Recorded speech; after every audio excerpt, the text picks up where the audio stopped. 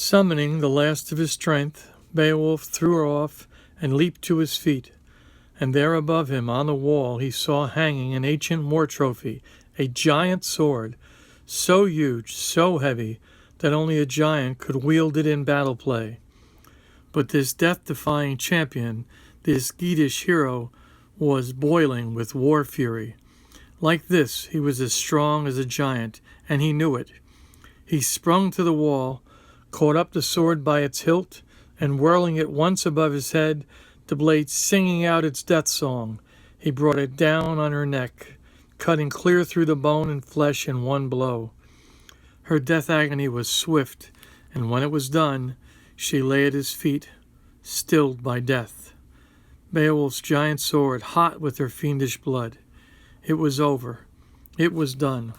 The monster mother was united in death at last with her monster son.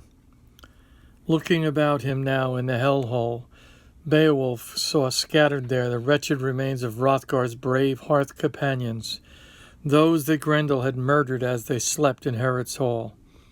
He saw, too, where Grendel himself lay, stiff in death, his lifeblood long ago drained from him.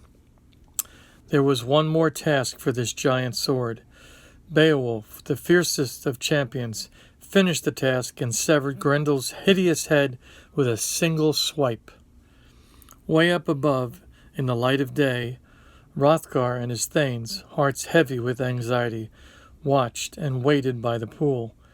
Fearful, too, were the Geatish warriors for their prince, especially when they saw the blood bubbling up from the depths, marbling the surface of the water.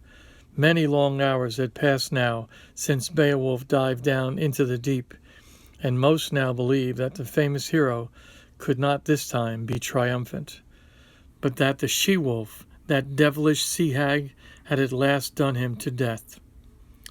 As dusk came over the dreary place, Hrothgar and his thanes turned sadly for home and hearth, all hope now abandoned. But the Geats stayed, stunned with grief, hoping against hope to see once more their beloved leader, but they knew well enough now that they would not. Down below in the ogre's lair, Beowulf looked about him in wonder at the heaped hoard of treasures, blood booty of the damned pair. Much good it would do them now. The Geat hero took none of these treasures when he left, only the head of Grendel, Runting, the sword that had failed him, and the hilt of the giant sword that had done the she-wolf to death. Only the hilt remained of this deadly war weapon. The engraved blade itself had simply been melted away by the hot blood of the doomed fiend that lay headless there.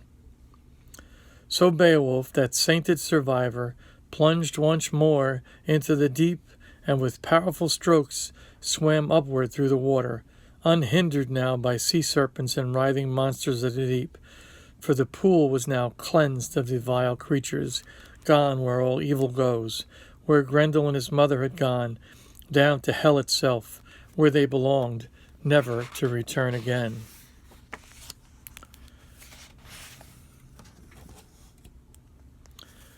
The first his faithful companions saw of their beloved prince was his silver wall helmet breaking the waves. Then, with spirits high and with joy, they rushed to the water's edge to help him, wondering at his battle trophies, all of them thanking God for his victory and his safe return, unharmed to their side. Quickly they loosened his mail shirt and helmet, and all welcomed him joyously, good friends and loyal hearth companions. So they left that dreadful pool behind them, blood red from shore to shore, and still as death. It was a place all of them were happy to leave, Beowulf most of all. A bold spring in their step, carefree now at heart, they followed the well-trodden path back towards Herod. It was a triumphant procession, but a slow one, for the heavy head, Grendel's hideous head, had to be carried, and it was no easy matter, I can assure you.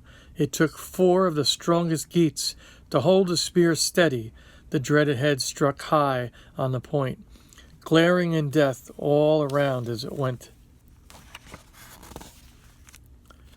So, with Grendel's head aloft, they made their way to Herod, 14 brave Geats and the great warrior prince. Marching into that splendid mead hall, they came, much to the surprise and joy of everyone there.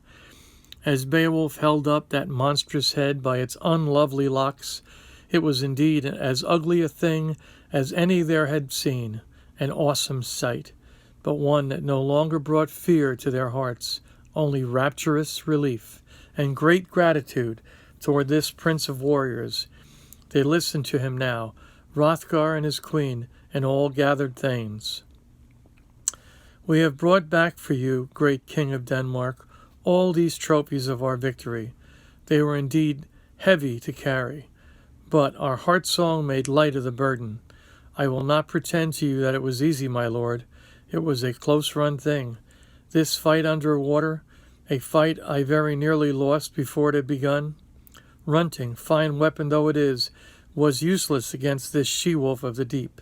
But God was with me, and I thank only him for my victory. I snatched up another sword, a giant of a weapon, hanging there on the wall, and with it I avenged all the murder and misery inflicted on you by this family of fiends. First the monster's head I severed, then this grisly reminder still lying there from the earlier conflict. Your enemies are dead. You have your peace back, so all of you may now sleep safely in Heorot. We have seen the last of them, my lord king. Everyone here can rest assured of that. I promise you.